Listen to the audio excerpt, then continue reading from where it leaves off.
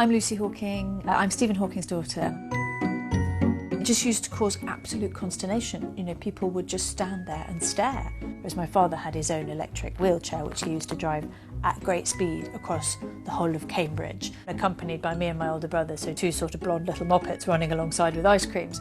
I think in horror, amazement and shock, how was this disabled man out by himself? What were these children doing? People just couldn't process the sight. My father always had lots of scientific colleagues who'd come for dinner pretty much every night, and they would discuss extraordinary topics, you know, and no topic was out of bounds. And as a child, you could ask any question you wanted and get a reply. I think it was my son's 8th or 9th birthday party, and one of my son's friends went up to my dad and said, "Oh, Stephen, what would happen to me if I fell in a black hole?"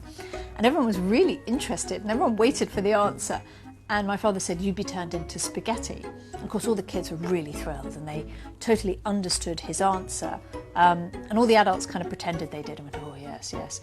And I realised that was a story. Like, what would he be doing out there in space?